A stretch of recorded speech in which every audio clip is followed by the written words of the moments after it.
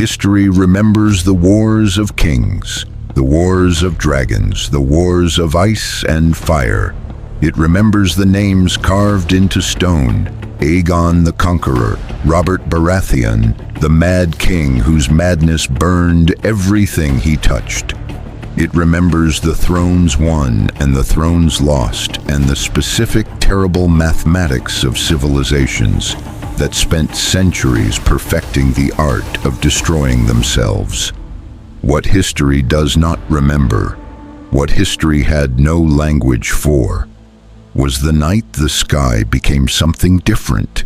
It happened beyond the wall, where the cold was oldest and the dark was deepest, and the men who stood watch there had long ago made their peace with seeing things that the rest of the world preferred not to believe. They had seen giants. They had seen White Walkers moving through the dark like something the cold itself had decided to become. They had seen the army of the dead stretch to every horizon simultaneously, and understood in that specific moment that the word army was insufficient. They thought they had seen everything worth fearing. They were wrong. On a night in the 33rd year of the long autumn, the stars moved, not drifted, not shifted with the seasonal rotation that masters charted and sailors navigated by. Moved, deliberately, impossibly, the specific movement of something enormous traveling at a speed that the human mind registered as wrong before it registered as real. The Night's Watch garrison at Castle Black saw it first. "A comet," the youngest brother said. "A falling star," the older one replied. Then the sky tore open, not metaphorically, not the way people said the sky opened when they meant it rained. The boundary between the world and whatever lay beyond it, the specific fabric of the universe itself, split like cloth under stress. And through that tear came light that made the wildfire of Blackwater Bay look like a candle held against the sun. Rainbow luminescence that had no name in any language spoken on this world. And falling through it, a ship. Not a ship of wood and sail and the specific human ingenuity of people who had learned to use the wind. A city of steel. 3 kilometers of the most advanced weapons platform humanity had ever built, dropping through a tear in the sky above a world where the sharpest weapon was a sword, where the fastest communication was a raven, where the most powerful fortress was made of stone. The UNSC Infinity had arrived, not by choice, not by navigation, by the specific catastrophic accident of a slipspace experiment that had gone wrong in ways that the UNSC's best scientists had calculated were impossible. The impossible had declined to consult the calculations, and aboard that ship, in his quarters between the last impossible fight and the next one, existing in the specific rare condition of a Spartan, with nothing immediately requiring him to prevent extinction, was the soldier who had ended civilizations. Not metaphorically, actually. The Spartan the UNSC had designated John 117, the soldier the world knew to the extent that the world knew him at all, as Master Chief. Westeros had spent centuries perfecting its wars. It had refined the specific art of human conflict to its absolute medieval maximum. The politics, the betrayals, the dragons, the Game of Thrones, and everything that game had cost. It believed it understood war. It had no idea, because above its frozen north, above its wall and its armies of the dead, and its ancient magic and its 1,000-year-old political grievances, the Infinity's sensors were already running, and Master Chief was already reading the briefing, and the Night King, The specific cold intelligence that had been the most powerful thing on this planet for 8,000 years was about to feel for the first time in 8,000 years something that he had no category for, something that looked at what he was and was not afraid. The real war had just arrived. The bridge of the UNSC Infinity was not a place that panicked. This was not because the people on it were incapable of panic. They were human, mostly, and humans panicked. It was one of the more reliable qualities of the species.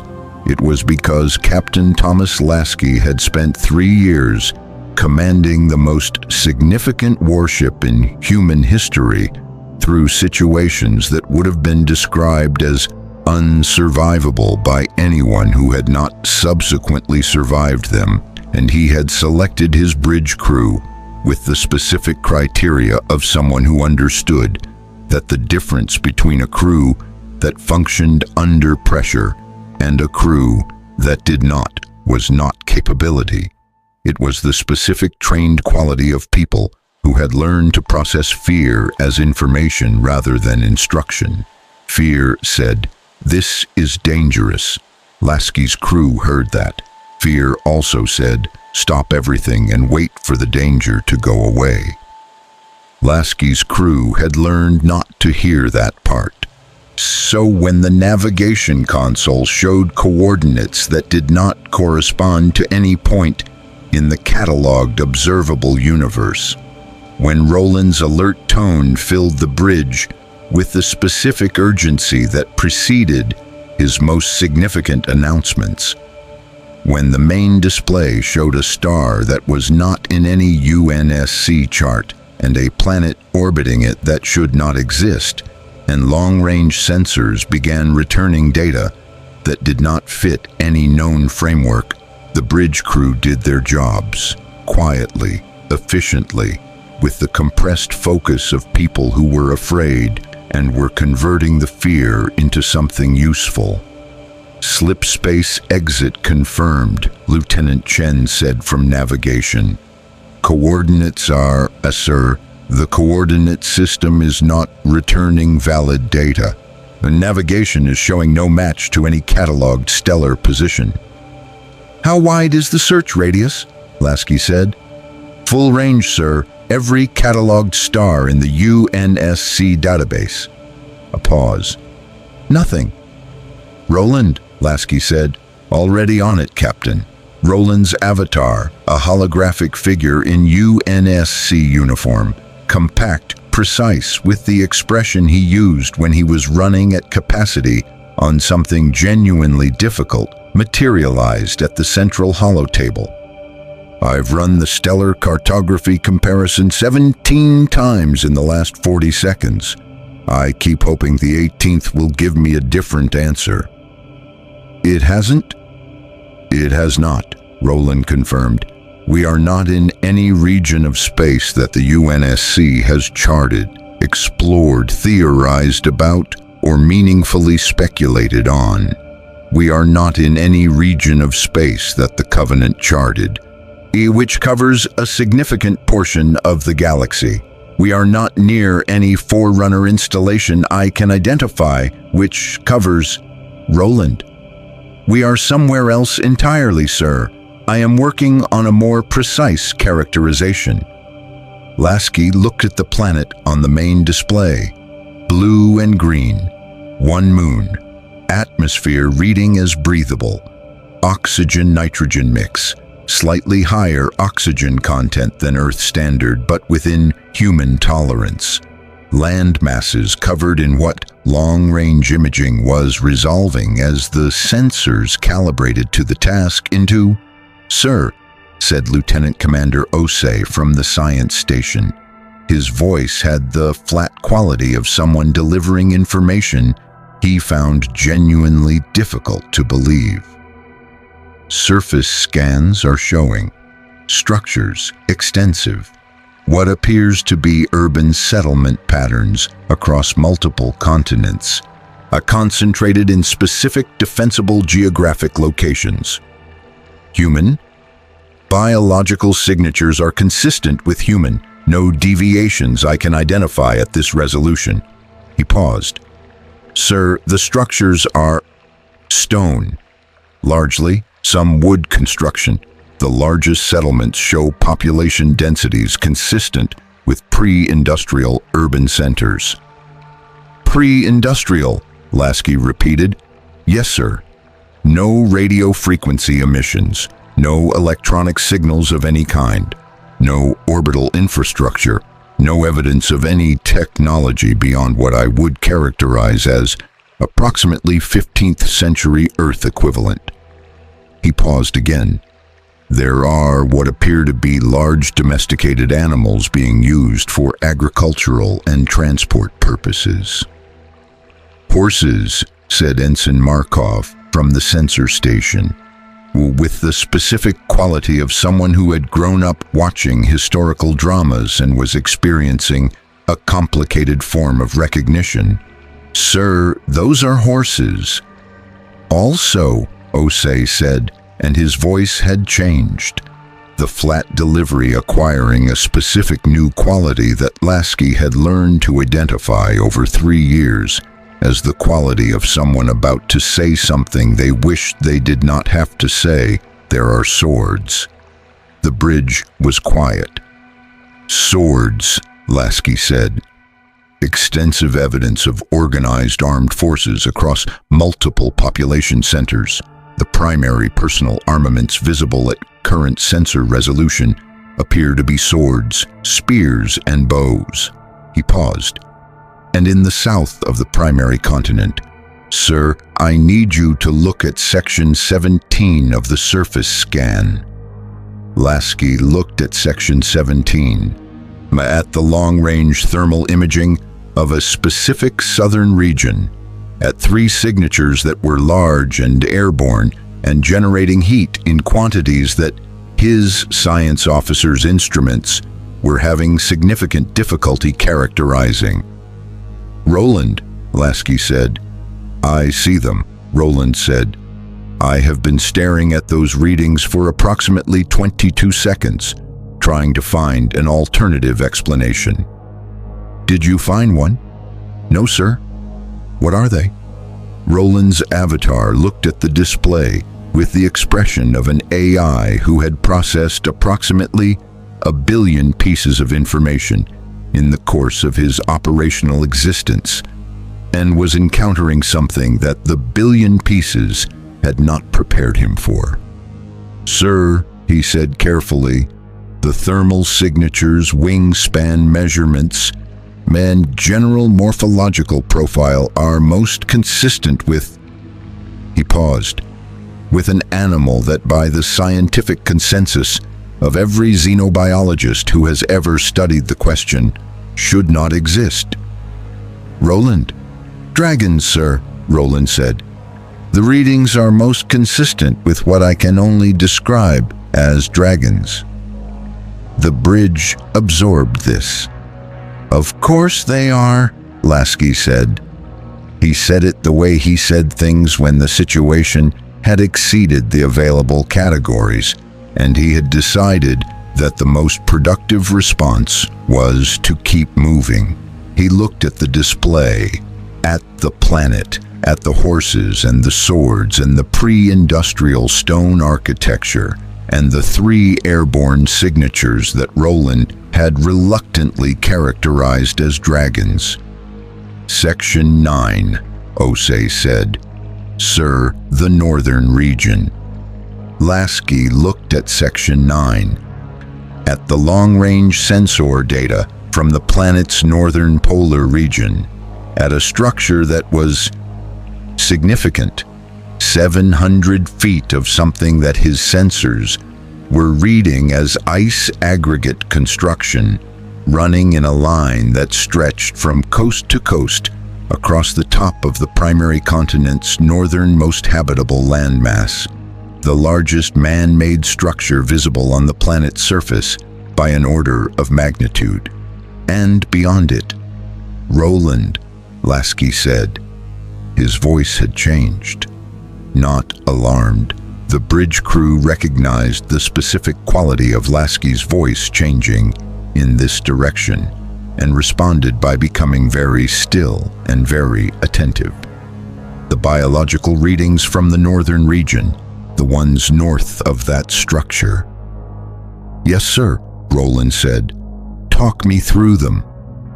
Roland was quiet for a moment. In 3 years of working with Roland, Lasky had learned that Roland's silences were calibrated. He was not an AI who paused unnecessarily, which meant the pauses he did take were the pauses of someone choosing words with specific care.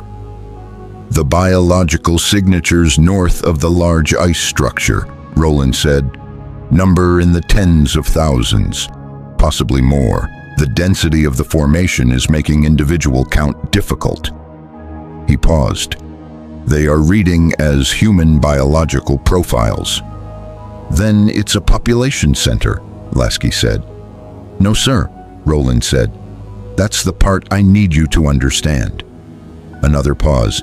"They are reading as human biological profiles. Specifically, they are reading as human biological tissue, muscle, bone, organ structure, human." He paused. "But there is no metabolic activity, no respiration, no cardiac function, no brain activity." The bridge was very quiet. "Roland," Lasky said, "human biological tissue, no metabolic function." "Yes, sir. That's dead, sir," Roland said. "By every biological indicator I have, the beings generating those readings are dead." He paused. "They are also moving." Lasky looked at the sensor data, at the tens of thousands of dead biological signatures arranged in formations that were tactical. The specific arrangement of an organized military force, moving with coordinated purpose, advancing in a direction that was clearly and specifically south, toward the ice structure, toward the people on the other side of it. "Something is controlling them," Lasky said. "Yes, sir," Roland said. "At the center of the formation, there is a single signature that is different, not dead, not alive in the standard biological sense, something that the instruments are having difficulty characterizing because the instruments were not designed to characterize it." He paused. "The best I can offer, sir, is that whatever is at the center of that formation is the source of direction for everything around it. Remove it, and the formation presumably loses its coherence." "Presumably," Lasky said.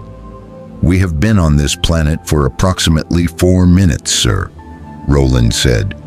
"My certainty levels are lower than I would prefer." Lasky looked at the display, at the dead army moving south, at the thing at its center, at the ice structure it was moving toward, at the people on the other side of the ice structure who had, as far as his sensors could determine, swords. He thought about the specific weight of a situation. He had thought about the specific weight of a lot of situations. This one was heavier than most. "Get me Commander Palmer," he said, "and someone wake the chief." Master Chief received the briefing in the ship's combat preparation bay. This was not because the combat preparation bay was where briefings happened. Briefings happened on the bridge, in the command center, in the specific official spaces the UNSC had designated for the transmission of operational intelligence. It was because the chief had been in the combat preparation bay when Roland's summons arrived, doing what Spartans did in combat preparation bays, and Lasky had decided that sending the briefing to where the chief was would be faster than moving the chief to where the briefing was. Speed in situations like this mattered. Roland materialized on the bay's holotable and delivered the situation report with the comprehensive efficiency of an AI who understood that the chief's briefing requirements were different from other people's briefing requirements. Other people needed context, framing, the specific narrative architecture that allowed human minds to process large amounts of information in a sequence that made sense.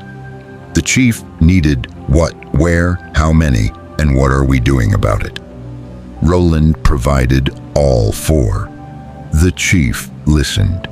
He listened the way he did everything, completely without visible reaction, with the specific focused quality of a mind that was simultaneously receiving information and building response matrices for it. Roland had been briefing the chief for 3 years and had learned to read the absence of response as the presence of processing. The chief wasn't quiet because he wasn't engaged. He was quiet because engagement for him was internal. When Roland finished, the chief said, "The dead things, controlled?" "By the central signature, yes. Our analysis suggests." "One source, whole army falls," the chief said. "Standard command and control vulnerability." Roland paused. Yes, that is the working hypothesis." "What's the source?" "The central entity, the one with the anomalous signature." Roland displayed the sensor data. "It is at the center of the army, in a position that suggests both direction of command and self-protection through force concentration around it." The chief looked at the data. "Smart," he said. The entity. Position. If you're running an army on a direct mental link, you put yourself where the army has to come through to reach you." He paused. "What kind of force penetration would we need to reach it?" "Chief, we have been on this planet for approximately..." "Estimate."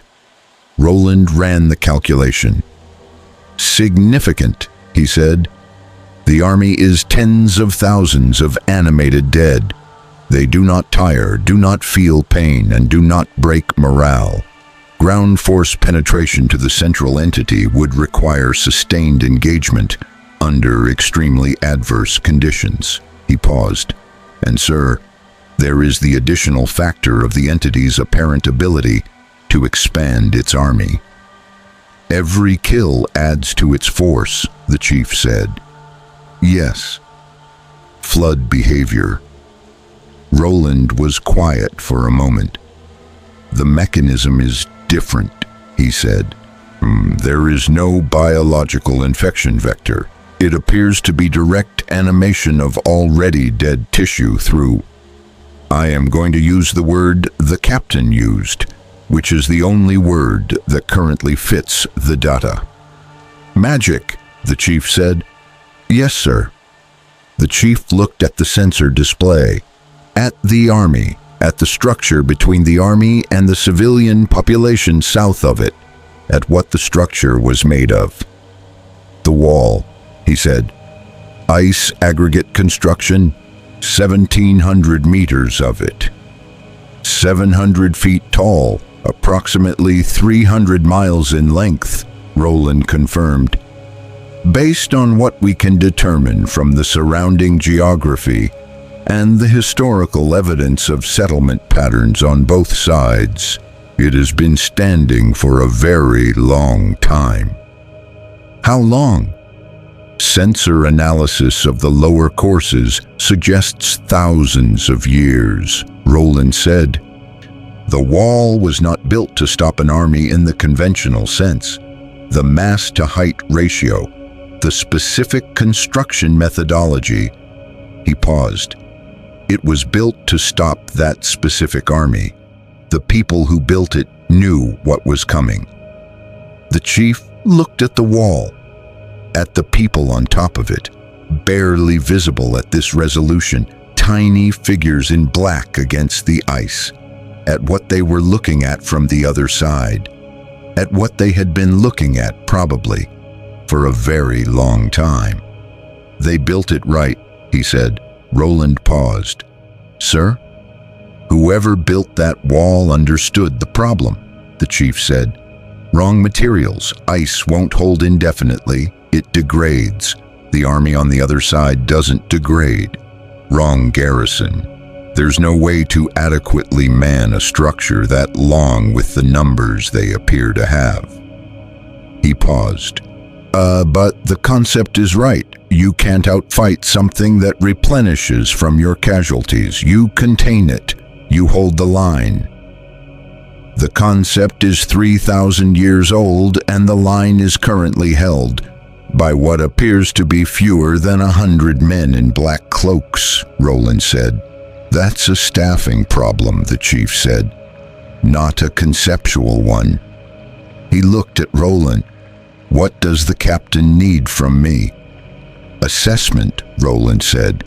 "He wants your read on the tactical situation before he makes any decisions about engagement. Tell him my read is, the army reaches the civilian population in approximately 72 hours, if nothing changes. The wall buys time, but not indefinitely. The central entity is the objective." He paused. "And tell him we are going to need to talk to the people on the ground." "The people with the swords," Roland said. "The people with the swords have been living next to this problem for longer than our civilization has existed," the chief said. "They know things we don't." Roland considered this. "That is a remarkably pragmatic assessment of a pre-industrial population's intelligence value, sir." "Knowledge isn't the same as technology, Roland," the chief said. "They've been studying this enemy for thousands of years. We've been here 4 minutes." He picked up his helmet. "Set up a communication attempt," he said. "Something they can receive and understand, and have a pelican ready." "For what, sir?"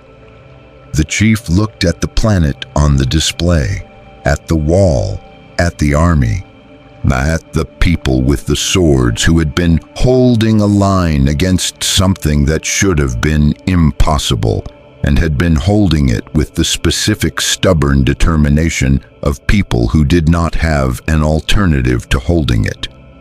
"Reconnaissance," he said. "I want to see it myself." "Sir, the northern region's conditions are—" "Prepare the pelican, Roland." Roland made the specific sound he made when he had an objection that he had assessed was not going to change the outcome, but felt the objection was worth registering. "Yes, sir," he said. The wall looked different from the air, not smaller. The chief had not expected smaller. The sensor data had been clear about the dimensions, and he did not revise physical reality downward because he wanted it to be more manageable. It looked different in the specific way that things looked different when you encountered them directly rather than through instruments. The instruments gave you numbers. Direct observation gave you weight. 700 feet of ice catching the pre-dawn light from a sun that was not Earth's sun, in a sky that had the specific quality of a sky that had never had anything in it, that moved the way the pelican moved. Below it, on the southern face, a garrison that his targeting system was counting at 63 individuals, black-cloaked, armed with what his optical systems were cataloging as swords, bows, and the specific kind of determination that manifested physically as people standing at the edge of something terrible and not stepping back. He had recognized that kind of determination before, on better-equipped people. "Castle Black," Roland said in his ear. "The garrison at the base of the wall's center, primary installation for what appears to be an organization called the Night's Watch.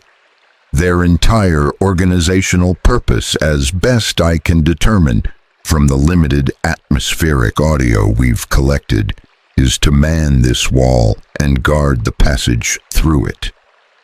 Current strength estimate, the chief said, 60 to 70 individuals at this location. Additional installations along the wall's length appear largely abandoned. A pause. Sir, the wall is 300 miles long, and based on the construction and the size of the abandoned installations, it was built for a garrison of tens of thousands. And they have 60, the chief said. Yes, sir. How long have they been at 60? Unknown, but the degree of deterioration in the unmanned sections suggests years, possibly decades. The chief looked at the wall. At 63 people trying to man a structure built for tens of thousands, at what was on the other side. Take us over the top, he said to the Pelican's pilot, Lieutenant Park. Park did not ask why. She had been flying the chief on reconnaissance operations for 8 months and had learned that asking why was a question for after the mission, when the mission had provided the answer. The Pelican rose, cleared the wall's battlements, and the north opened up beneath them. The army of the dead occupied the landscape the way weather occupied it, not as a collection of individuals, but as a condition. From altitude, the individual whites were not individually visible. What was visible was the mass of them, the specific gray-brown quality of tens of thousands of dead bodies in formation, covering the snow-covered ground with the density of something that had been accumulating rather than assembling. It had not assembled, it had accumulated. Every death north of the wall, over however many years this had been building, added to it. The army was not recruited, it was grown. The specific terrible patience of something that understood. That time was its primary resource and had been spending time the way other armies spent gold. 30,000 confirmed, Roland said. Possibly significantly more beyond current sensor range. The formation extends further north than our current scan covers. Movement pattern, the chief said. South. Consistent southward movement at a pace approximately equivalent to a slow human march. No variation in the last 6 hours of observation. Roland paused. The pace is deliberate, sir, not fast, not slow. The pace of something that knows it will arrive regardless of what the people in the way do about it. Contact with the wall at current rate, the chief said. 18 hours, perhaps less, Park said from the cockpit. Chief, 11 o'clock. The chief looked at the specific point in the formation that Park had identified, at the figures that were not whites, taller, moving differently, not the lurching animation of raised dead, but the specific deliberate grace of something that was cold at its fundamental level rather than dead. 6 of them arranged at the formation's front with the positioning of commanders rather than soldiers. White walkers.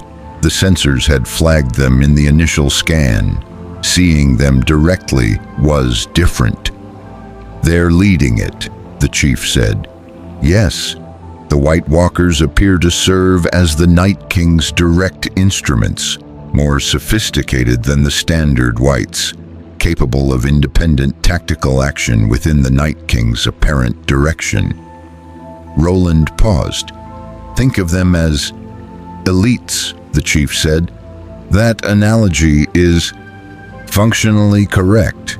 High-capability units operating under central command, used for specific tactical objectives rather than mass force application.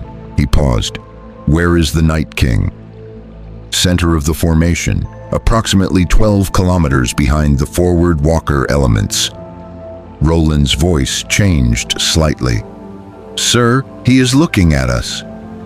The chief looked at the sensor feed showing the Night King's position, at the figure at the formation's center, at the specific quality of its stillness.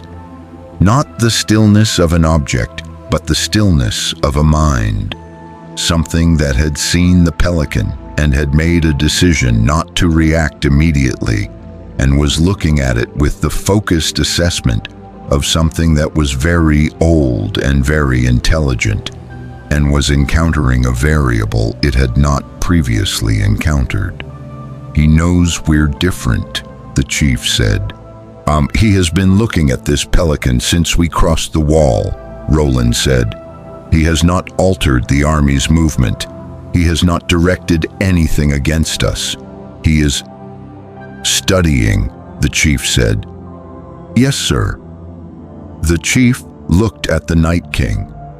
At 8,000 years of advancing and accumulating, and the specific cold patience of something that had never needed to be in a hurry, because hurry was a concept for things that could run out of time. "Roland," he said, "Sir, get me everything on the Night King's behavior patterns. Every engagement the Night's Watch has recorded, every account from survivors, anything the atmospheric intercepts have given us." He paused. "I want to understand how he thinks." "You're going to fight him," Roland said. "I'm going to understand him," the chief said. "Fighting comes after understanding."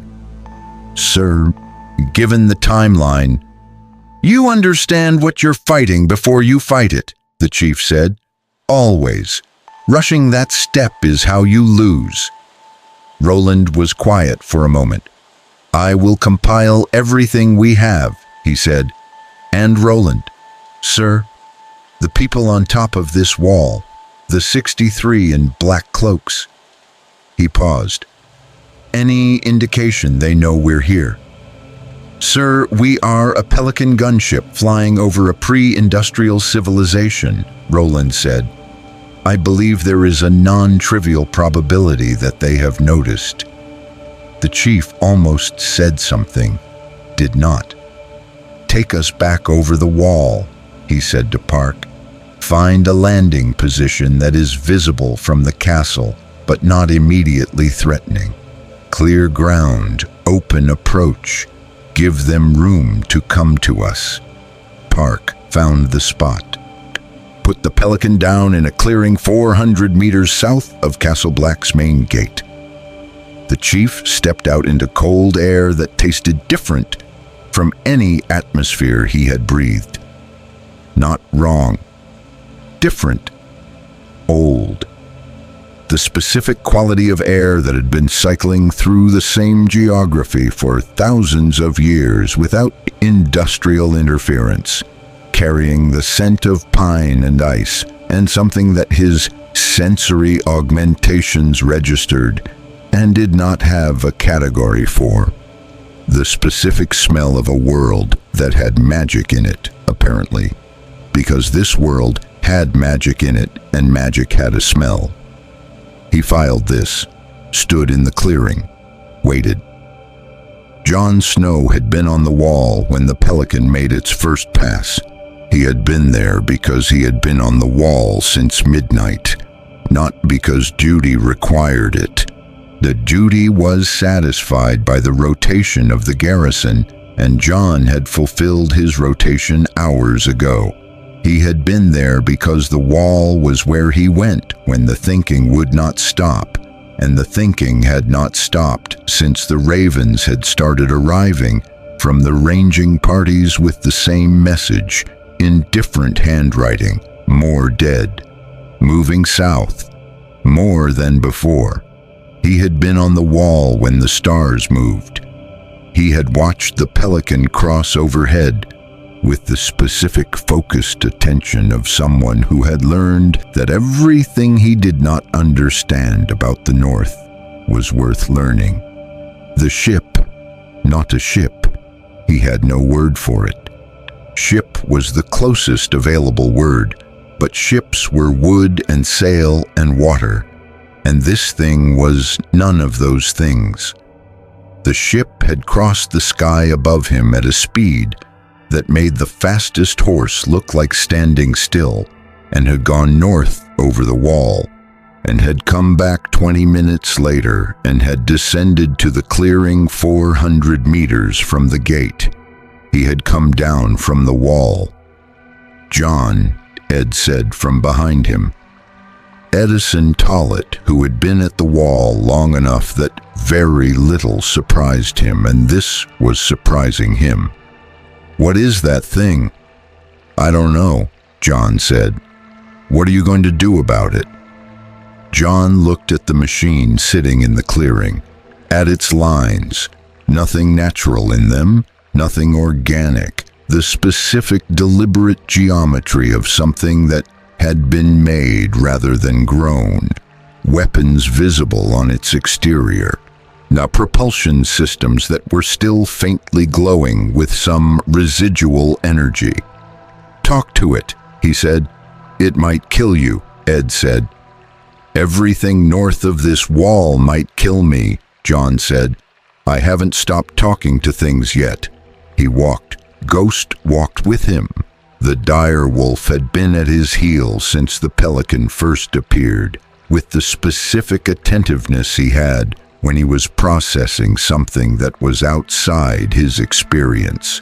Ghost processed threats immediately. He went flat and still, and the hackles came up. This was different.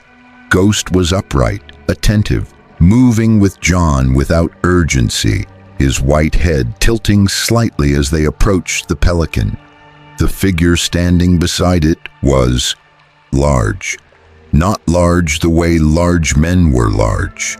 Large the way constructed things were large.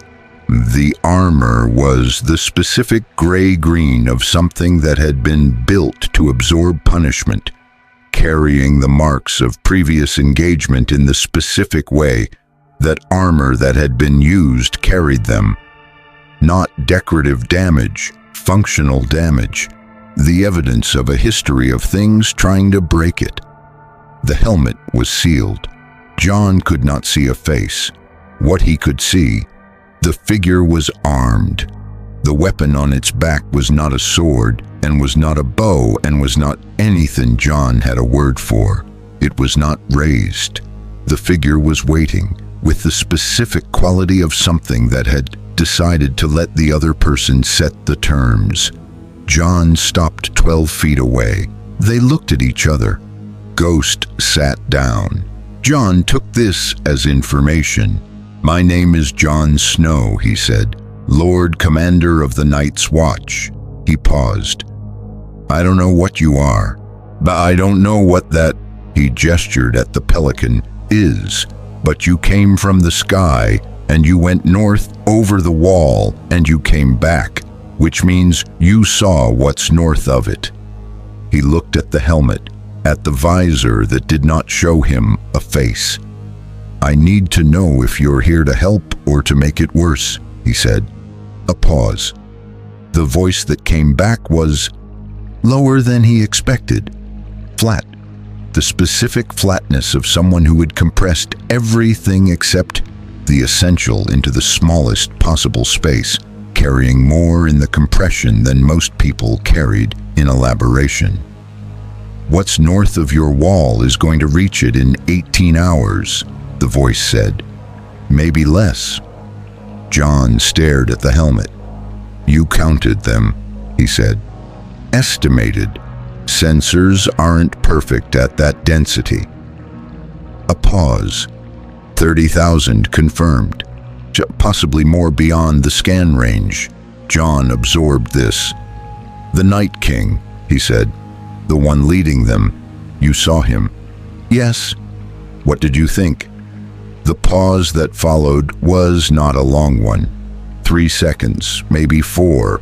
But it was the specific pause of someone who had been asked a genuine question and was giving it a genuine answer rather than a performative one. "I think," the voice said, "that he has been doing this for a very long time, without anything being able to stop him, and that he knows we're here and he doesn't know what to make of us yet." Another pause. That last part is useful. John looked at the figure, at the armor, at the weapon on its back, at the specific quality of the stillness of something that was entirely comfortable being looked at because it had nothing to hide and no performance to maintain. "You've fought things like him before," John said. "Not exactly like him," the voice said, "but like him." The helmet tilted, a small movement, almost like a nod. "Close enough," the voice said. Ghost stood, walked forward 3 steps, sniffed the armor, made the sound that was not a growl and was not nothing, the specific sound of an animal completing an assessment and arriving at a conclusion, sat down again, directly beside the figure. John looked at his direwolf. Ghost had been alive for 5 years and in that time had identified every threat that came near John with the specific accuracy of something that understood threat at a level that preceded thought. He had never sat down beside a threat. "He doesn't do that with people he doesn't trust," John said. "Good instincts," the figure said. And then, after a pause, "Yours too." John looked at the helmet. "You haven't told me your name," he said. "Master Chief," the voice said. "Spartan John 117, UNSC Infinity." "What does any of that mean?" "It means I'm a soldier from a long way away, who just saw your problem and is here to understand it better." A pause. "The understanding comes before the helping, but yes, we're here to help."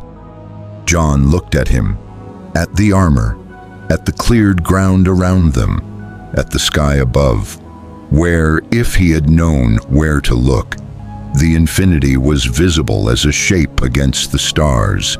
He thought about the wall, about 18 hours, about 30,000 confirmed and possibly more beyond the scan range. About everything he had tried and everything he had lost and the specific exhaustion of someone who had been carrying an impossible problem for so long that impossible had stopped feeling like a category and had started feeling like a condition. He thought about Ghost sitting beside a figure in armor that had no business existing in this world. He made a decision. "Come inside," he said. "I'll tell you everything I know." The figure, the chief, picked up Mjolnir. "No," John corrected himself. The chief did not carry Mjolnir. The chief picked up a weapon from the ground beside him. The Pelican's exit ramp, a rifle of some kind, the specific geometry of something designed to project force at significant distance. He walked beside John toward Castle Black. Ghost walked between them. In the clearing behind them, the Pelican sat and hummed with the residual energy of its propulsion systems. Above the wall, somewhere in the dark, an army of the dead marched south. And somewhere in the sky above it all, the UNSC Infinity held position, and Roland ran his analysis, and Lasky stood at the observation port and looked at the world below with the specific quality of a man who had been in enough impossible situations to recognize one. "Sir," Roland said from his station. "I see it," Lasky said. "The chief has made contact with the local population." "I know." The direwolf sat beside him. "I saw." "I am choosing to take that as a positive indicator." "So am I," Lasky said. He looked at the wall, at the army on the other side of it, at 18 hours, at everything that needed to happen in 18 hours that had not happened yet. "Get Commander Palmer," he said. We need to talk about what comes next. Castle Black's great hall had seen many things. It had seen Night's Watch brothers eat in the specific silence of men who had looked at what was north of the wall and had come back changed by the looking. It had seen ranging parties return short of the people they had left with. It had seen Jon Snow stand at its head and try to explain to men whose entire framework was built around the specific medieval logic of human conflict, that the enemy they were facing was not human and did not operate by the logic of human conflict, and that the framework therefore required revision. It had not seen anything like this. The chief stood at one end of the hall's central table in his armor, which in the hall's torchlight had the quality of something that did not belong. Too angular, too deliberately constructed, carrying the specific geometry of the future in a room built entirely from the past. Around the table, Jon Snow, Tormund Giantsbane, Ed Tollett, and 3 Night's Watch brothers, whose names the chief had noted and filed and would remember, because the chief remembered everything he was told about people he was going to fight alongside. Ghost had taken a position in the corner that gave him sightlines on the door, the windows, and the chief simultaneously. The chief had noticed this and found it professionally competent. Roland was present in audio only, his connection to the hall running through a small relay device the chief had placed on the table, a black cylinder approximately 10 centimeters tall that the Night's Watch brothers were looking at, with the expressions of people trying to determine whether it was dangerous. "It is not dangerous," the chief said, without being asked. Tormund, who had been looking at the cylinder with the specific assessment of a man who had survived long enough to develop accurate threat instincts. "What is it?" "Communication device," the chief said. "My ship's AI uses it to stay in contact." "Your ship," Tormund said. "The thing in the sky." "Yes, it's yours. I serve on it. Captain Lasky commands it." Tormund looked at the ceiling as if he could see through it to the infinity above. "How many men on your ship?" he said. "Approximately 17,000, Roland said from the cylinder. The table went quiet. 17,000, Ed said, flatly, with the specific quality of someone doing arithmetic and finding the result transformative. "Plus equipment," Roland said. "If it would be helpful, I can provide a full inventory, though I should note that much of the equipment will require context to understand its function, and I have approximately 18 hours before the context becomes less theoretical." Jon looked at the cylinder, at the chief. "Your ship AI," he said. "It talks." "Constantly," the chief said. "I prefer fluently," Roland said. "Constantly implies I say things that don't need saying. I say things that need saying. The frequency happens to be high because many things need saying." Jon absorbed this. 17,000 soldiers, he said. 17,000 personnel, Roland corrected. "Not all of them are combat rated. Approximately 4,000 are what I would classify as combat effective for the current tactical situation. The remainder are support, science, medical, and engineering staff." 4,000, Jon said. "Yes, against 30,000 dead things and whatever the Night King is." "The Night King is the strategic objective," the chief said, "not the army. The army is an obstacle to the objective." Jon looked at him. "I know that," Jon said. "Everyone who has ever thought seriously about this problem knows that." He paused. "Knowing it and doing it are different things. The army is between us and him." "Yes," the chief said. "So we clear the army." "With 4,000 soldiers," John said, "against 30,000 dead." "We don't fight them all," the chief said. "We create a corridor, narrow enough to defend, direct enough to reach the Night King. We don't need to destroy the army. We need to get through it." John looked at him, at the specific quality of a mind that had reduced a problem that had been killing people for 8,000 years to a geometry problem. "He raises our dead," John said. "Anyone we lose fighting through becomes part of the army we're fighting through." "Yes," the chief said, "that changes the math." "Changes it how?" "Every casualty is a liability twice, once when they fall, once when they rise," the chief said. "Which means the force composition and engagement doctrine need to account for it. You don't fight these things with a line. You fight them with a wedge, concentrated, mobile. Every fallen position is evacuated before the dead can be raised from it." "That's," John started. "Difficult? Yes, but not impossible."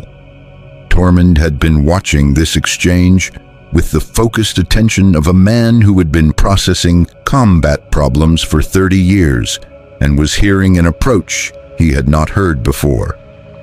"You've fought things like this," he said to the chief. "Not a question." "Similar," the chief said. "The flood," Roland offered. "Roland," the chief said. "It's relevant tactical context," Roland said. "The flood is a parasitic intelligence that animates dead and living tissue, expands its forces through casualties, and operates under a central command structure. The Night King's army shares several functional characteristics.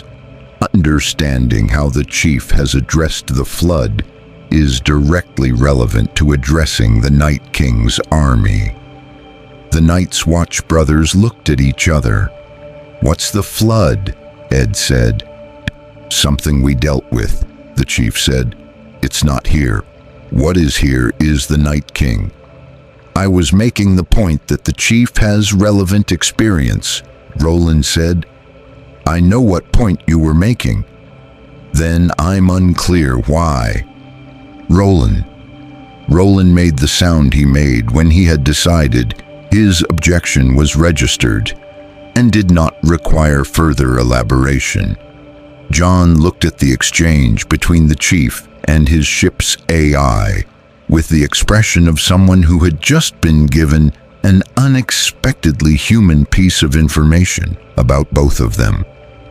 "How long have you been together?" John said. The chief looked at him.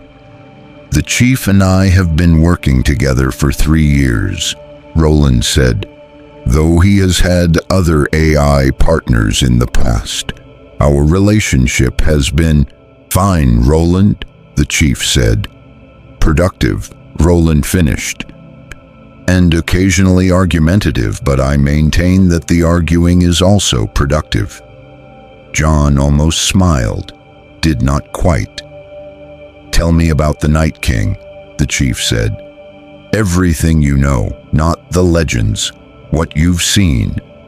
John told him. He told it the way he told things when the audience was operational rather than political. Stripped of the specific narrative architecture that made it convincing to people who needed convincing, delivered as a series of observed facts in the order he had observed them. The fist of the first men, what he had seen, the White Walkers moving through the dead, the Night King raising the fallen Rangers with a gesture, the specific quality of the intelligence in the Night King's eyes across the battlefield. The chief listened without interrupting. When John finished, there was a silence that Roland did not fill, which was how the chief had learned to signal that he was processing rather than inviting further input. "He raised them from a distance," the chief said. How far? 100 meters, maybe more. And they rose immediately? No delay? Almost immediate, a few seconds. Which means the animation is not a process he initiates and waits for. It is instantaneous within his operational range. The chief paused. What is his operational range? I don't know, John said. Estimate. Everything we've seen suggests he needs line of sight or close proximity, but you don't have evidence that's a hard limit, the chief said. No. Then we treat it as unlimited until proven otherwise, the chief said. You build your tactics around worst case, not best case. Tormund said, You talk like a general. I talk like someone who has learned what happens when you assume the enemy is less capable than they might be, the chief said. What happens? Tormund said. You die, the chief said, and then you become the enemy. Tormund was quiet. Then, I like him, he said to Jon. You don't know him, Jon said. He said the thing simply, Tormund said. Men who say the thing simply are usually the ones worth following. The chief looked at Tormund, at the specific quality of the assessment. Filed it. The Dragonglass, Roland said. We intercepted audio references to it in the atmospheric data. Chief, the locals have identified a substance, volcanic glass, that is effective against the White Walkers and the Whites. Based on the mineral analysis from the surface scans, there are significant deposits. Dragonstone, Jon said. In the south, we know. Do you have access to it? The chief said. Jon's expression changed, not with the straightforward answer, with the specific complication of someone for whom the answer involved a political situation he did not have time to fully explain. It's complicated, he said. How complicated? The chief said. Daenerys Targaryen controls Dragonstone, Jon said. She has the Dragonglass. She also has 3 dragons and the largest army currently operating in Westeros. He paused. She wants the Iron Throne. I need her help. You haven't gotten it yet, the chief said. Not yet. What's the obstacle? She wants me to bend the knee, Jon said. Pledge my allegiance to her as queen. The chief was quiet for a moment. Is she competent? He said. Jon blinked. What? Is she a competent military commander? Does she understand the Night King threat? Will she commit her forces to the northern engagement rather than using them for political advantage? Jon absorbed the specific directness of this. He started, stopped. She's genuine about wanting to help. She has 3 dragons. She understands the threat is real. He paused. But she is also what? The chief said. Also a queen who has been building toward claiming her kingdom her entire life. And the Iron Throne is directly in the line of sight between her and the Night King, and she is having trouble seeing past it, Jon said. The chief was quiet. That's a different problem, he said. Yes, Jon agreed. One thing at a time, the chief said. The Night King reaches this wall in 18 hours. Daenerys is the Dragonglass problem. I'll address the Dragonglass problem when I've addressed the 18-hour problem. He paused. What do you need in the next 6 hours? Jon looked at him. At the specific quality of a man who had just restructured an impossible situation into a sequence of addressable problems. I need to know what your 4,000 soldiers can do, Jon said. Specifically. Roland, the chief said. Already building the briefing, Roland said. I will note for context. that among the 4,000 combat-effective personnel, there are 12 Spartan 4 class soldiers operating in powered armor comparable to the Chief's, approximately 800 UNSC Marines in full combat kit and various support elements. He paused. I will also note that we have aircraft. Tormund. What's aircraft? Roland. Flying machines capable of projecting force at significant range and speed. Tormund looked at the ceiling again. At the Infinity, he couldn't see through it. Flying machines, he said slowly. How many? Current deployment ready count is 41 Pelican dropships in transport and fire support configuration, 12 broadsword fighters and 6 longsword interceptors, Roland said, plus ground vehicles, heavy weapon platforms, and how do they fight the dead? John interrupted, not impatiently, with the specific focus of someone who had stripped the question to its essential. The weapons project high-velocity kinetic rounds and energy-based munitions, Roland said. Against biological targets, the kinetic rounds are effective at stopping conventional threats. Against animated dead, against the whites, kinetic force works, but they don't stay down, John said. You have to burn them or destroy the connection to the Night King. Which means fire, the chief said. Yes, John said. We have fire, the chief said. At scale? At considerable scale, the chief said. John looked at the chief, at the armor, at the device on the table that was Roland, at everything the Infinity represented. 17,000 people and 41 flying machines and 12 Spartan foes, and the specific military capability of a civilization that had been at war with alien extinction for 30 years. He thought about the Night's Watch, about 63 men in black cloaks, about the specific weight of an impossible problem carried for so long that impossible had become ordinary. He made the decision he had been making since Ghost sat down beside the chief's armor. I want to show you something, he said. He stood. The chief stood. They walked out of the great hall and up the stairs and onto the wall. The morning was arriving, the specific gray-white quality of a northern dawn, the sun coming up behind clouds that carried the quality of clouds that were not weather but something else. The sky pressing down with the specific cold of a world that had decided winter was not a season but a condition. John stood at the wall's northern edge. The chief stood beside him, and together they looked at what was north of the wall, at the army, at the gray horizon that was not gray from distance but from the sheer mass of the dead. At the specific terrible scale of it, the chief was quiet for a long time. Roland, he said. Sir, Roland said through the comm.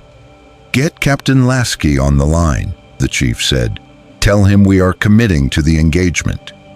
Yes, sir. And sir, I know what I'm committing us to, Roland. I know you do, sir. I was going to say... A pause. I was going to say that I think it's the right call. The chief looked at the army, at what it was, at what it would reach if nothing stopped it, at the 63 men in black cloaks who had been holding the line against it with swords. John was watching him. Your people will fight for a world that isn't theirs, John said. They'll fight because the people in this world need help, the chief said.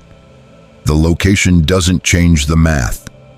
John looked at him, at the visor, at the armor, at the figure who had come from somewhere that had no name in any Westerosi language, and had looked at the most terrible thing John's world contained, and had said, We're here to help.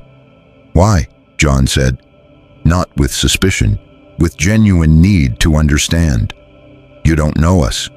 You didn't choose to be here. You could stay on your ship and wait for a way home. The chief looked at the army. No, he said, we couldn't. Why not? The answer came without pause, without the specific deliberation of someone constructing a response, with the flat certainty of something that had been true for 30 years and had been true before that and was not going to stop being true. Because they're going to die if nobody helps them, the chief said. And we can help them. He paused. That's the whole thing, he said. That's all of it. John looked at the army, at the gray horizon, at the specific impossible weight of what was coming, and felt for the first time in a very long time something that was not the weight of the problem alone, the weight of the problem shared. Captain Thomas Lasky had a rule about communication with unknown civilizations. The rule was, don't until you understood enough about the civilization to know what communication would cost you. It was a rule he had developed not from any official UNSC protocol.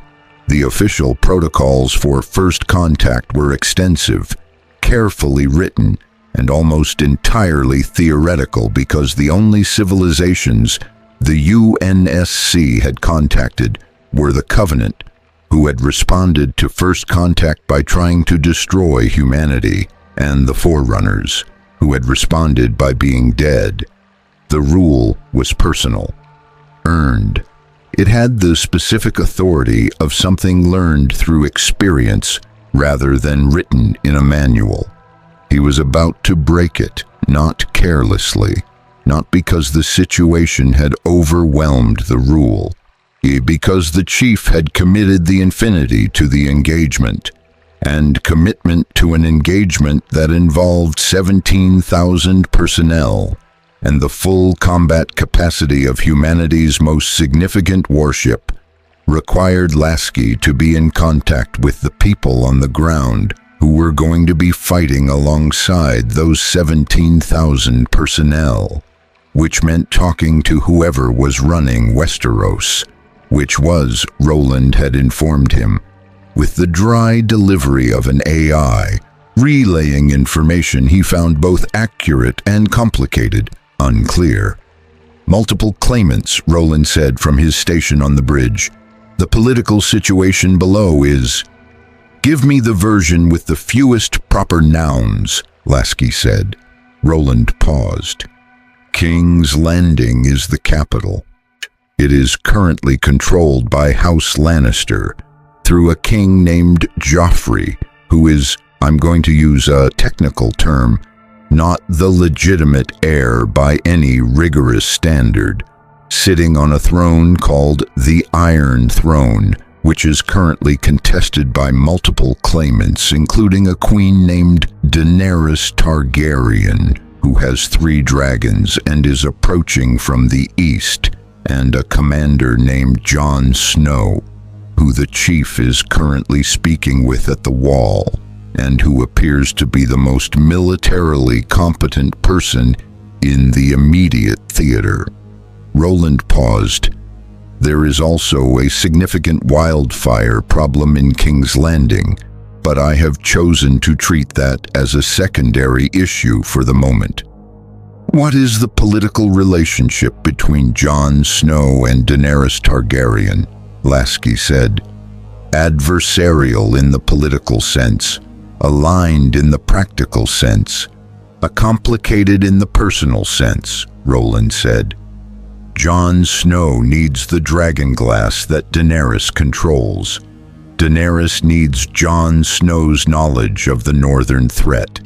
Neither of them has fully committed to working with the other, because commitment requires political concessions that both of them find expensive. Classic alliance problem, Lasky said. Yes, sir. The specific version where the thing that requires the alliance is not yet sufficiently threatening, to override the political calculation. "It's going to be sufficiently threatening in 18 hours, Lasky said. "Yes, sir. I believe that timeline will concentrate minds significantly." Lasky looked at the surface scans, at the army of the dead, at the wall, at the specific geography of a situation that required two political rivals to cooperate with each other, and also with an alien warship that had appeared in their sky without warning or explanation. "Where is Daenerys Targaryen currently?" he said. "Dragonstone, sir, an island fortress approximately." "Can we raise her?" Roland paused. "Raise her in the communication sense, sir.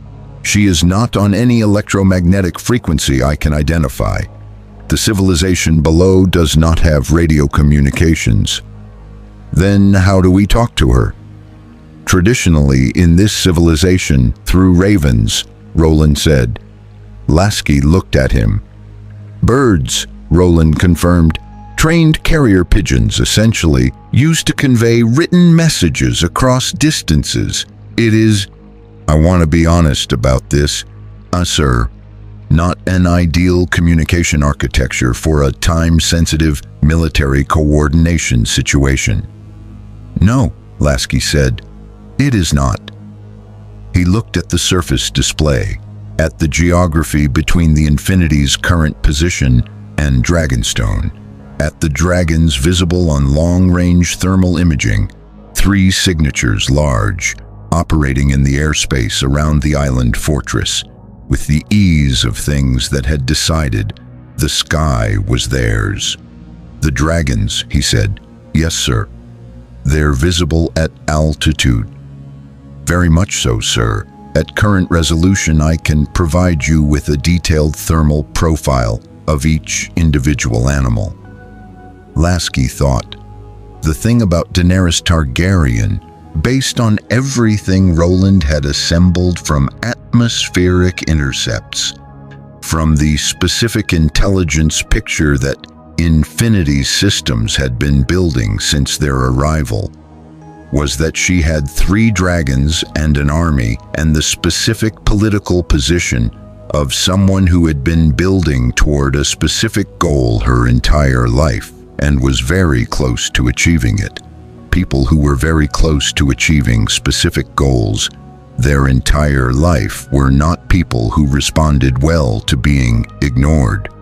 "We need her to come to us," Lasky said. "Sir? She has 3 dragons. She has been building toward ruling this world. An alien warship appearing in her sky is not something she is going to ignore indefinitely." Lasky paused. "We make ourselves visible, specifically visible, not threatening.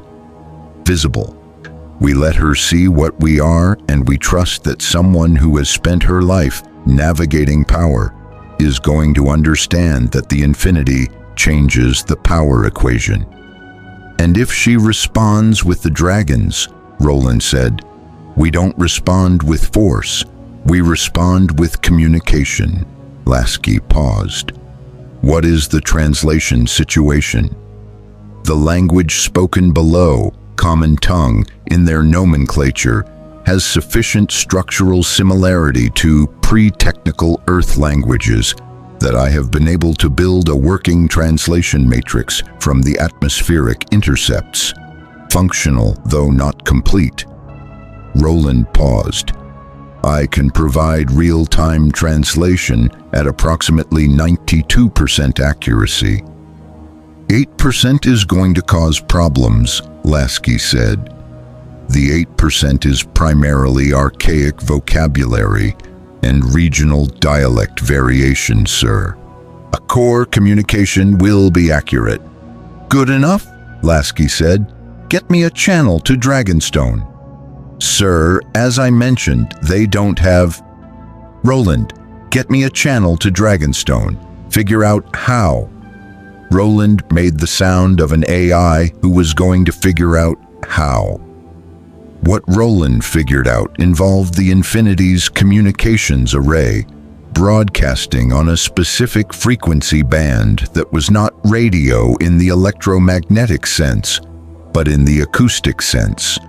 A modulated sound projection that could be focused on a specific geographic location with sufficient precision to be heard by the people there and not the people adjacent to them, generated by the same atmospheric processing systems that the ship used for planetary approach calculations. It was, Roland noted, probably the most technologically sophisticated way anyone had ever tried to talk to a person through a castle wall. The message he broadcast to Dragonstone was brief, not because brevity was an obvious diplomatic choice, though it was, but because the chief had given him specific guidance on the matter when Lasky had asked for his input. "Say what you need to say and stop," the chief had said. "People who don't know you fill the silence with what they're afraid of. Give them as little silence as possible." The message said, "This is Captain Thomas Lasky of the UNSC Infinity. We arrived in your world by accident, and we are not your enemy. We are aware of the army of the dead in the north and the nature of the threat it represents. We have capabilities that may be relevant to addressing that threat. We would like to speak with Daenerys Targaryen at her earliest convenience." Roland broadcast it 3 times. Then he waited. He did not have to wait long. Daenerys Targaryen had been on the cliffs above Dragonstone when the voice came. She had been there for the same reason she went to the cliffs most mornings, because the sea wind was honest in a way that nothing inside the castle was, because standing at the edge of something vast had a specific quality that reminded her what scale actually looked like, because Drogon liked to circle the island at dawn, and watching him from the cliffs was the specific ordinary miracle she permitted herself before the day required her to be a queen rather than a person. She had been thinking about Jon Snow. She had been thinking about Jon Snow more than was strategically convenient, which was itself a strategic inconvenience she had been managing for 2 weeks, with the specific focused effort of someone who understood that letting strategic inconveniences become personal ones was how you lost wars. Then the voice came, out of the air, not from a person, no mouth, no body, no location she could identify. From the sky itself somehow, directed specifically at the cliff she was standing on with the specific quality of something that had been aimed. She did not move. She did not call for Missandei, who was inside.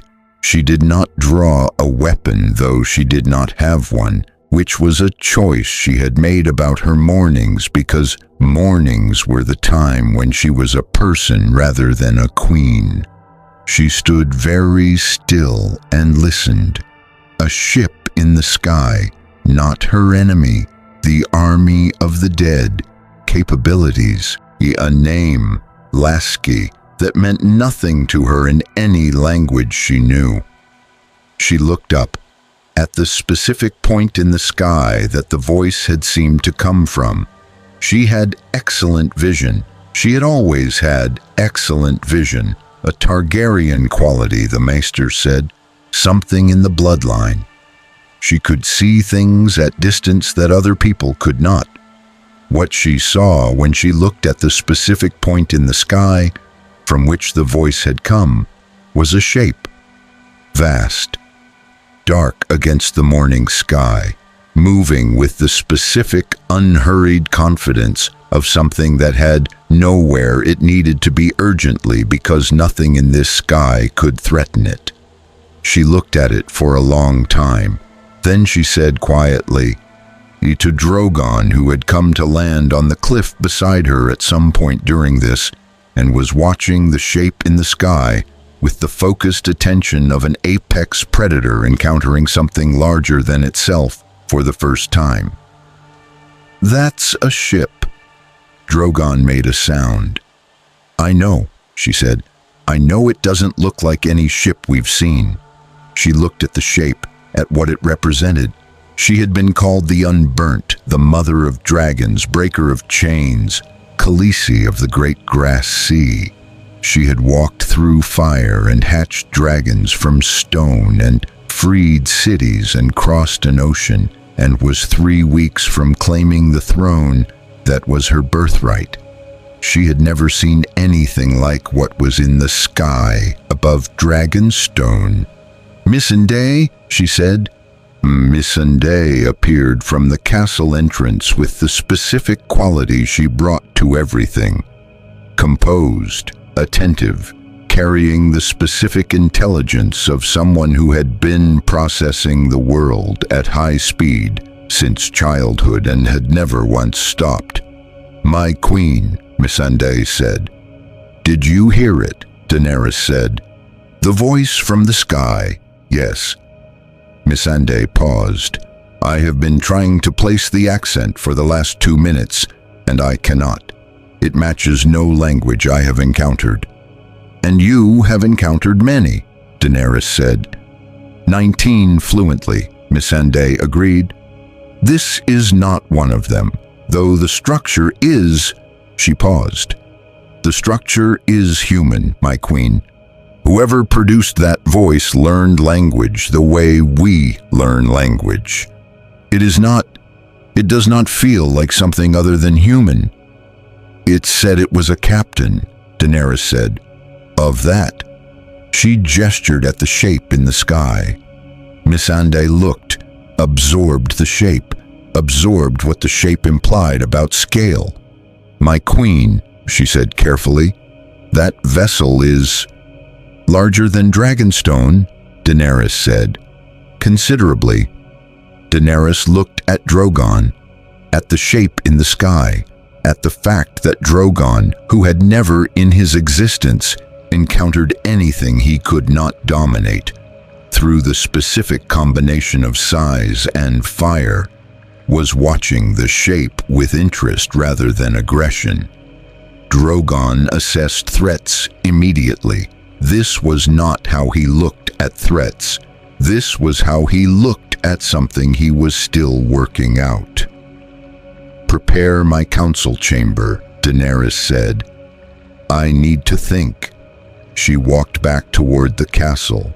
At the door, she stopped, turned back, looked at the ship in the sky one more time. "Missandei," she said. "My queen." "If they wanted to destroy us, they could have done it from up there," Daenerys said, "without us even knowing they were there. They chose to speak instead." "Yes, my queen," Missandei said. "That's worth something," Daenerys said. She went inside. Tyrion Lannister had also heard the voice. He had been in the map room at Dragonstone doing what he spent most of his time doing, which was managing the gap between what Daenerys wanted to accomplish and what the available resources and political architecture allowed, which was a gap of considerable width and required considerable management. The voice came through the map room's window clearly. He stopped what he was doing, stood at the window, looked at the sky. He found the shape. He looked at the shape for approximately 30 seconds, with the focused attention of the most intelligent person in Westeros encountering something that required recalibration of several foundational assumptions. Then he said, to the empty map room, to no one, "Well." He sat down, picked up his wine. "Well," he said again. He thought about the voice, about the message, about the army of the dead in the north that everyone kept telling him was real and that he had been treating as real in the specific cautious way he treated things that he could not verify personally. taking the threat seriously in his planning while maintaining private uncertainty about its exact parameters. He thought about the shape in the sky, about a ship larger than Dragonstone, about a captain named Lasky who had said capabilities that may be relevant in the specific understated way of someone who had significant capabilities and was choosing to present them modestly as a diplomatic choice rather than because they were uncertain of their relevance. He thought about what Daenerys was going to decide. He thought about what he was going to advise her to decide. He thought about 17,000 people on a ship in the sky, and an army of the dead in the north, and the Iron Throne in the south, and the specific impossible geometry of a situation that had just acquired a variable that was going to change every calculation. He poured a second cup of wine, stood, went to find Daenerys. He had things to say. They were not the things he would normally say in a council meeting. With the careful political framing he had spent 20 years developing, they were the true things, the ones that the situation had just made unavoidable, because Tyrion Lannister had looked at the shape in the sky and done the specific thing he did when he encountered something genuinely new. He updated his model. The model now included, there are civilizations out there that make dragons look like a local color. The model now included, the Game of Thrones just got considerably more complex. The model now included, most importantly, whoever is on that ship and whatever they want. They heard the voice in the sky saying the army of the dead is real, and they responded by wanting to talk about it. Which means they take it seriously, which means they have seen things like it before. He knocked on the door of Daenerys's council chamber. "Come in, Tyrion," she said. He entered. She was standing at the window looking at the sky with the specific quality of someone doing the thinking that needed to be done before the speaking. "I assume," he said, "that we are both going to say the same thing." "Which is," she said. "That we need to talk to them," he said. "Today, before the 18 hours are up." She looked at him. "You heard the message." "Every word," he said. 18 hours, they said, which means they have already assessed the northern situation in more detail than anything our ravens have given us in the last month. He paused. The army of the dead reaches the wall in 18 hours, and a ship the size of a city appeared in our sky with apparently capabilities relevant to the situation. He paused. "My queen, I have advised you on many decisions. This one is straightforward." "Is it?" she said. "We talked to them," Tyrion said. "Everything else comes after the talking." She looked at the sky, at the ship, at Drogon, circling outside at altitude, watching it. "They could be dangerous," she said. "My queen," Tyrion said. "They could reduce Dragonstone to dust from up there without expending significant effort. If they intended to be dangerous to us, they would not have sent a polite message requesting conversation." He paused. "Dangerous things that want to be dangerous don't introduce themselves first." She was quiet. "What do they want?" she said. "To talk," Tyrion said, "and from the content of the message, to address the northern threat." He paused. "Those are not the wants of an enemy."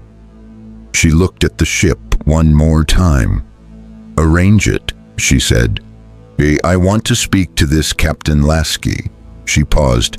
"And I want to speak to whoever they have on the ground." "They have someone on the ground?" Tyrion said. "The message said capabilities that may be relevant," Daenerys said.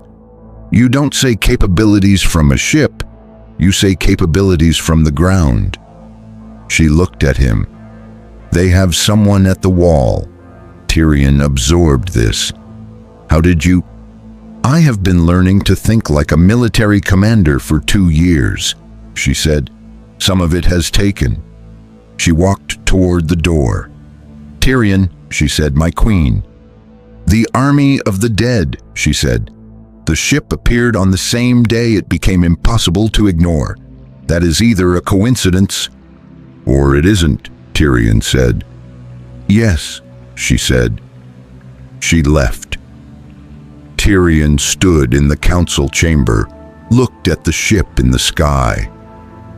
"Or it isn't," he said quietly. He poured another cup of wine, drank, thought about the shape in the sky and the army in the north and the Game of Thrones that had just definitively become something larger than any of its players had understood it to be. He found, to his genuine surprise, that he was not afraid. He was interested, the specific interest of someone who had spent his entire life in the most complicated political game in his world, and had just discovered that his world was considerably larger than he had thought. "Right then," he said to the empty room. He went to arrange the meeting. Lasky received Daenerys' response at 0847 ship time. It came not as a voice transmission.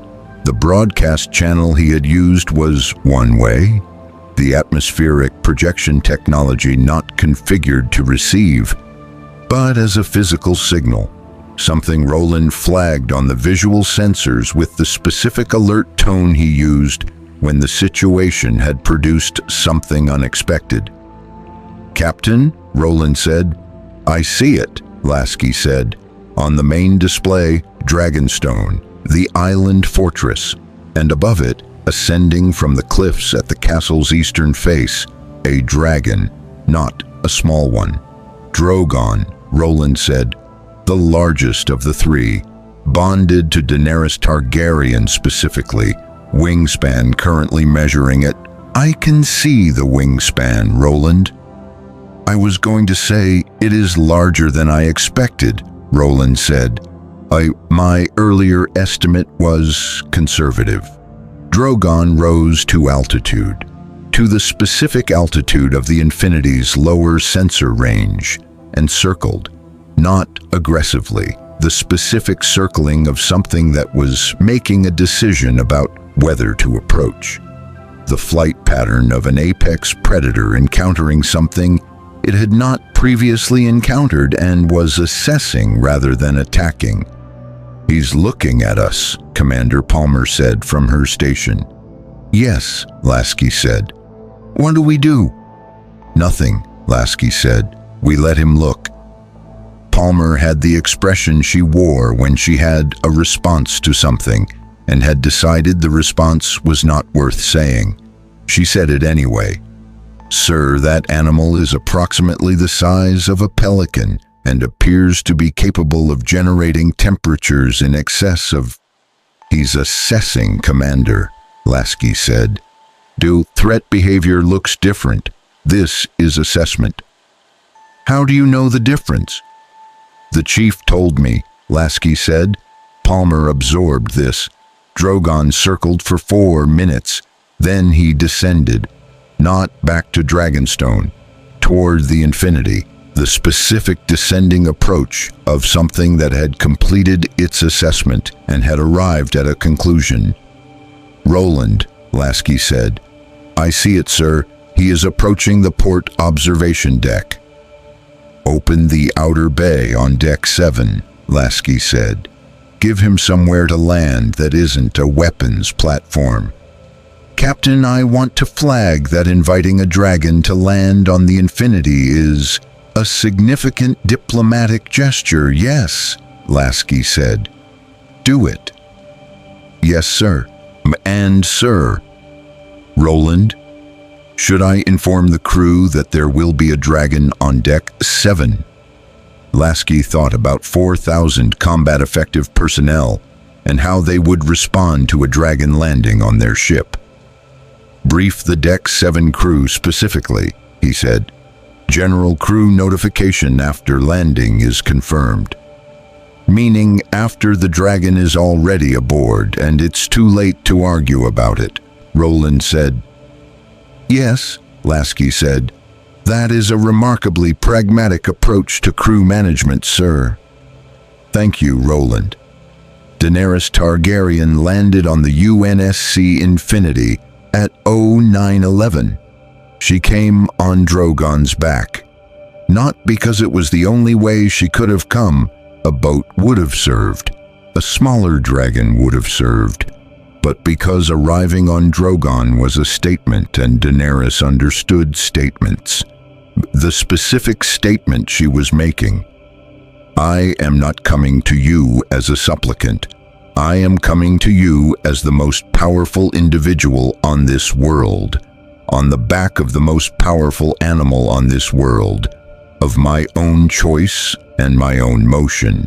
It was a very good statement. The Deck 7 crew received it with the professionalism of people who had been briefly warned and had responded to the warning with the specific competence of soldiers who had been through enough that a dragon landing on their ship was, on the scale of what they had collectively experienced, not the worst thing. Drogon sat down on the observation deck with a delicacy that surprised everyone present, the specific controlled precision of a very large animal that was accustomed to navigating in spaces smaller than its wingspan. He folded his wings, looked around with the golden eyes of something that found its current environment interesting and had decided not to destroy it. Daenerys dismounted. She was not what Lasky had expected, though he had examined himself for expectations and tried to clear them. She was young, that was the first thing. Not young in the way of someone who had not yet lived, young in the way of someone who had compressed an enormous amount of living into a small number of years and was still carrying the compression. She moved with the specific quality of someone who had learned to be entirely present in every space she occupied, who did not allow the space to define her, but defined herself to the space. She was also, Lasky found himself noting this and then noting that he was noting it, completely unafraid. She stepped off Drogon's back onto the Infinity's deck and looked around with the specific attention of someone who was filing everything she saw for later use. Lasky stepped forward. "Queen Daenerys," he said, "Captain Thomas Lasky, welcome aboard the UNSC Infinity." She looked at him, at the uniform, at the deck around them, the specific technological environment of a warship that was 3 centuries more advanced than anything this world had produced. "Captain Lasky," she said in the common tongue that Roland was translating in Lasky's earpiece at 92% accuracy. "Your ship is larger than I expected." "I've been told that," Lasky said. "By whom?" "Everyone who's seen it," Lasky said. Something moved in her expression. The specific movement of someone encountering unexpected dry humor in a situation they had prepared for solemnity. She almost smiled. "My advisor will join us shortly," she said. "Tyrion Lannister. He is perceptive. I find his perspective useful in situations I have not encountered before." "I look forward to meeting him," Lasky said. "We have someone similar." "Your AI," she said. Lasky paused. "You heard the message clearly," he said. "Every word," she said. "Your voice came from the sky with the precision of someone who had aimed it specifically at the cliff I was standing on." She looked at him. "That is not an accident." "No," Lasky said. "You knew where I was." We have been scanning the surface since we arrived, Lasky said. We try to understand the situation we're in. And what situation are you in? She said. It was, Lasky recognized, a genuine question, not a challenge or a test. The specific, genuine curiosity of someone who wanted to understand the other party's perspective before they began the negotiation. We are a long way from home, Lasky said. We arrived here by accident. We have 17,000 people aboard who need to eventually find their way back. He paused. And we arrived to find a world about to be overrun by something that, in our experience, requires a specific and coordinated response. Your experience, she said. You have seen things like the Night King before. Not exactly like him, Lasky said, but the category, yes. She was quiet. The army of the dead, she said. 30,000 confirmed, possibly more. I know the number, she said. I have ravens from the north. She paused. So what I do not know is why an alien warship that appeared in my sky 3 days ago is more concerned with the army of the dead than with the political situation it has arrived in the middle of. Because the army of the dead kills everyone, Lasky said. The political situation kills some people and not others. We are more interested in the first problem. She looked at him. You don't care about the Iron Throne, she said. I care about the people who are going to die if the Night King isn't stopped, Lasky said. The throne is a separate question. For most people who come to this world, the throne is the only question, she said. We're not from this world, Lasky said. The throne doesn't have any claims on us. She looked at him for a long time, with the specific focused quality of someone who was reading the person in front of them at the deepest level they knew how to read. You're telling the truth, she said. Yes, Lasky said. How do I know that? You're standing on my ship, Lasky said. If I wanted to be dishonest with you, I had 17 ways to be dishonest with you before you landed. I chose the one way that required you to come to me. That's a choice that costs me leverage, not gains it. She was quiet. Then, show me. Show you what? Everything, she said. Your ship, your soldiers, your weapons. Whatever capabilities you have that are relevant to the northern situation. She paused. I want to see what we're dealing with before I decide what to do about it. Lasky looked at her, or at the queen who had spent her life building toward a specific goal and had arrived on an alien warship and had asked not for terms or assurances, but for information. Roland, he said. Already prepared the tour, sir, Roland said from the deck speakers, because Roland had been listening to the entire conversation and had, characteristically, been 6 steps ahead of it. Daenerys looked at the speaker. The AI, she said. Yes, Roland said. Hello, Your Grace. I have been studying your language for approximately 72 hours. And I want to say that the old Valyrian dialect you occasionally use is considerably more interesting than the common tongue, and I have been enjoying the translation problem.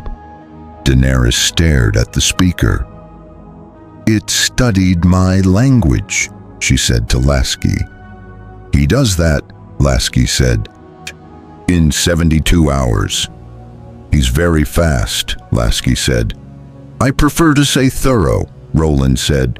Fast implies haste. There was no haste. I simply allocated a significant portion of my processing capacity to the problem because it seemed important. Daenerys looked at Drogon. Drogon looked at the speaker that Roland was talking through. with the specific interest of an apex predator encountering something it could not eat and was not sure what to do with. "Shall we begin?" Roland said pleasantly. The tour lasted 90 minutes. Lasky walked her through the Infinity with the specific combination of openness and strategic omission of someone who was building trust rather than surrendering information. He showed her the Combat Operations Center, the specific evidence of a military capability that operated at a scale her world had never imagined. He showed her the Pelican Bay with 41 dropships in various states of readiness. He showed her the weapons systems, briefly enough to establish scale without providing a detailed technical briefing she did not need. He showed her the Spartan 4s, Commander Palmer's team, in full Mjolnir armor, standing in the Armory Bay with the specific quality of soldiers who were at rest but had never fully committed to rest as a permanent condition. Daenerys stopped in front of them, looked at the armor, at the specific scale of it. "Soldiers," she said. "Spartan-class soldiers," Lasky said. "Augmented, enhanced physically and cognitively through a program that—" He paused, he looking for language she would have access to. "They are significantly stronger and faster than standard soldiers. The armor enhances them further." "Like knights," she said. "Better than any knight," Palmer said from inside her helmet. Daenerys looked at the helmet. "The chief," she said to Lasky. "He's the one at the wall, the one Jon Snow is working with." "Yes," Lasky said. "He is one of these?" "He is the original version," Lasky said. "The program that produced Commander Palmer's team was built on what he is. He has been doing this for 30 years. Daenerys looked at the Spartan foes, at what 30 years of the program that produced them had produced as its original. "I want to meet him," she said. "He's at the wall," Lasky said. "Then we go to the wall," she said. It was not a request. Lasky looked at her, at the queen who had landed on his ship on a dragon and had asked for everything and had processed the everything with the specific comprehensive attention of someone who was genuinely trying to understand before she decided. "Roland," he said. "Pelican 4 is ready, sir," Roland said. Daenerys turned to look at the speaker. "You were preparing that before he asked," she said. "I try to anticipate," Roland said. "It saves time." "It also assumes you know what people are going to decide," she said. "I had a high confidence level," Roland said. "You are someone who makes decisions efficiently once you have sufficient information. You now have sufficient information." She looked at the speaker for a moment. "I find you unsettling," she said. "That is the most common initial response," Roland said. "It usually improves with time." "Usually. Tyrion Lannister will likely find me immediately delightful," Roland said. "He has the kind of mind that enjoys other minds operating at speed. Not everyone does." Daenerys looked at Lasky. "Your AI has opinions about people it has never met," she said. "Constantly," Lasky said. "Are the opinions accurate?" Lasky thought about the accuracy of Roland's opinions. "Annoyingly so," he said. Daenerys almost smiled again. This time she let it arrive. Brief, specific. The specific smile of someone who had not expected to find anything amusing today, and had found something amusing. "Pelican 4, she said. "Let's go." The Pelican descended through the late afternoon light toward Castle Black. Daenerys was at the viewport. the specific viewport behavior of someone who had spent their entire life moving through the world on the back of an animal and was experiencing mechanized flight for the first time and was refusing to be visibly overwhelmed by the experience while being visibly overwhelmed by the experience. She was watching the landscape below, the north, the forests and the snow and the specific ancient quality of a landscape that had been exactly what it was for longer than the Targaryen dynasty had existed. The wall. "It's larger than I thought," she said. 700 feet, Roland said through the Pelican speakers, approximately 300 miles in length, built approximately 8,000 years ago by a civilization that understood it was containing something significant. "The Night King," she said. "The Night King's army," Roland said. "The Night King himself may predate the wall. The historical record is incomplete." "He predate the wall," Daenerys said. "You mean he was there before anyone built anything to contain him?" "Yes," Roland said. She was quiet, looking at the wall, at what it represented. At 8,000 years of that specific line between the living and the dead, maintained by people who had understood what was on the other side and had decided the line was worth maintaining. "And Jon Snow is up there," she said. "At Castle Black, yes," Roland said, "with the chief." "What is the chief doing?" she said. "At last check. Planning," Roland said. "He has been in the Great Hall with Jon Snow and several of the Night's Watch officers for the last 4 hours, working through tactical scenarios." A pause. "He does this. He works through every possible configuration of a problem before the problem arrives. It is thorough," Daenerys said. "Yes," Roland said, "though the chief would say it is simply necessary." She looked at the wall, at the specific quality of the pre-dawn light touching it, the ice catching it and scattering it in the specific way that very large quantities of ice caught and scattered light. Beautiful. In the specific way that things were beautiful when they had been doing their job perfectly for 8,000 years. "What's on the other side?" she said. "The army," Roland said. "Approximately 15 kilometers from the wall's northern face, at last sensor contact." A pause. "Your Grace, the timeline has compressed. Current movement rate puts contact with the wall at approximately 11 hours. Daenerys turned from the viewport. I looked at Lasky, at the specific expression of someone who had just received information that converted a strategic discussion into an operational necessity. 11 hours, she said. "Yes," Lasky said. "Then we don't have time for introductions," she said. "No," Lasky said. "We have time for one thing." "What?" "A plan," Lasky said. "A real one. Everyone who has a role in this, in the same room at the same time, building it together rather than coordinating around the edges." She looked at him. "Jon Snow," she said. "And the chief," Lasky said. "And you." He paused.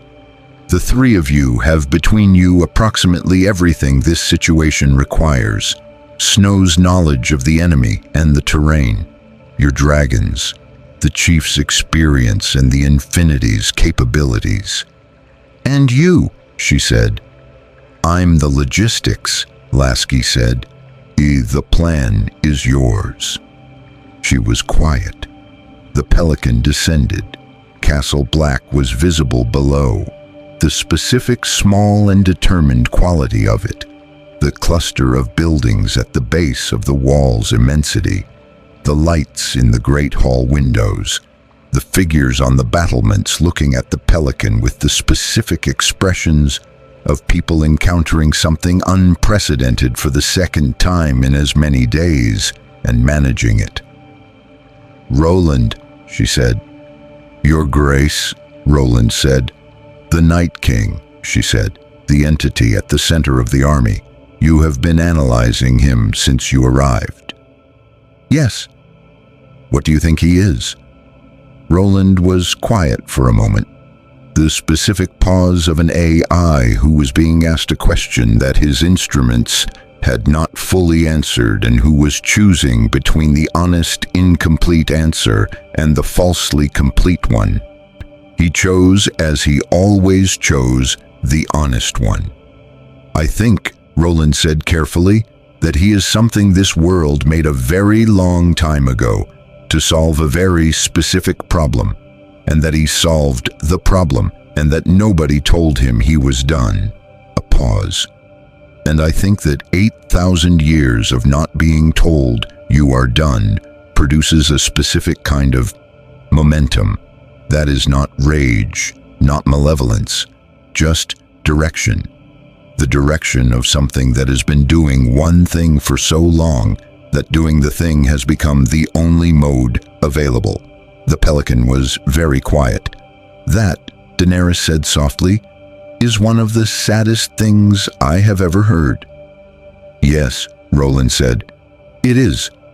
She looked at the wall, at what was north of it, at the army in the dark, at the thing at its center, at 8,000 years of one direction, and then she looked south, at the world, at everything in it worth protecting, at the specific, ordinary, irreplaceable texture of living things doing their living. She thought about what she had come here to do, about the throne, about everything the throne represented and everything she had sacrificed for it, about a voice from the sky saying, "We are aware of the threat and we have capabilities," about Roland saying nobody told him he was done. She made a decision, not the political decision, not the throne decision, the human one. "When we land," she said, "I want to speak to Jon Snow first, before the plan, before the strategy." She paused. I have been making him wait for something I should have given, without making him wait." Lasky looked at her, at the queen who had just decided something at the expense of her own strategic position. "I'll give you the room," he said. The pelican touched down in Castle Black's yard. The gate opened. Jon Snow came out. He stopped when he saw who was on the pelican. He looked at Daenerys. She looked at him. 11 hours. Everything that needed to happen in 11 hours. And somewhere in the great hall behind Jon, the chief was still at the table with his maps and his tactical analysis and the specific focused patience of someone who was working through every possible configuration of a problem before the problem arrived. And somewhere above them all, in the dark of an alien sky that was becoming less alien every hour, the UNSC Infinity held its position, and Roland ran his analysis, and the sensors watched the army moving south with the specific patient advance of something that had been doing this for 8,000 years and had never once been stopped.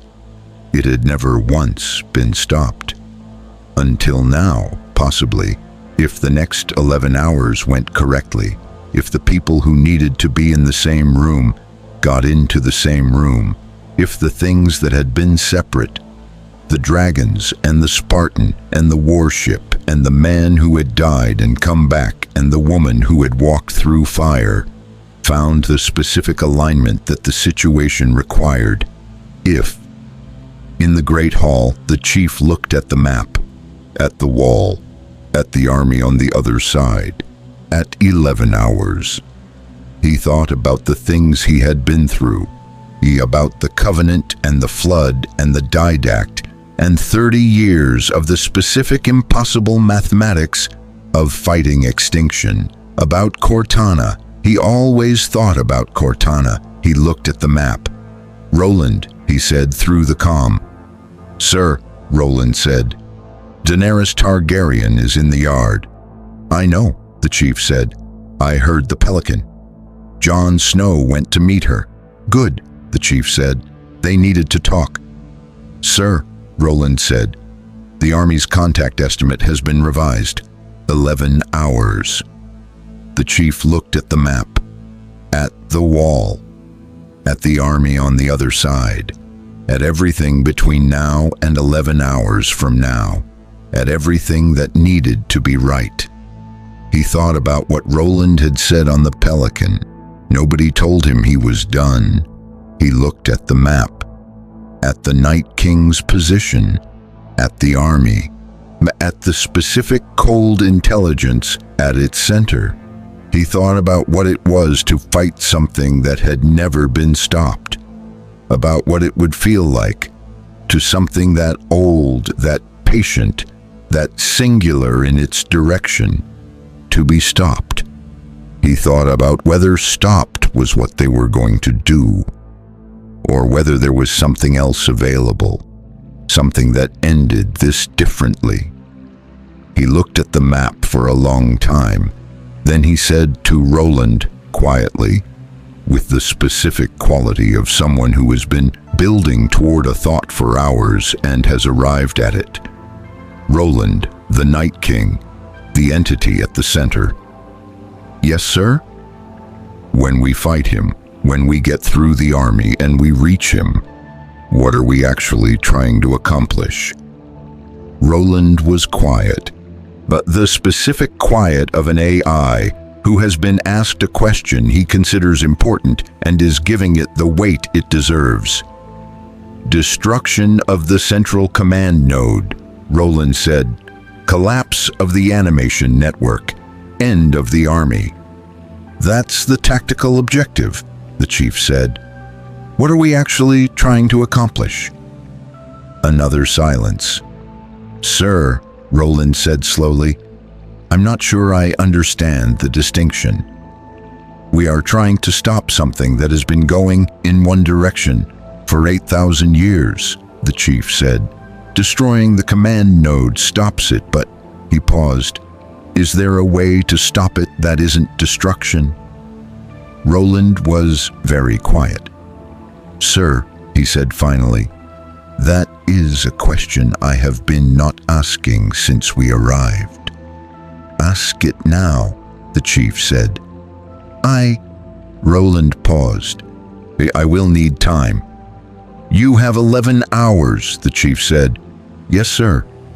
The chief looked at the map, at the wall, at what was on the other side, at what was coming. Outside, in the yard, Jon Snow and Daenerys Targaryen were having the conversation that needed to happen. Above, the Infinity held position, and in the dark beyond the wall, the Army moved, one step at a time.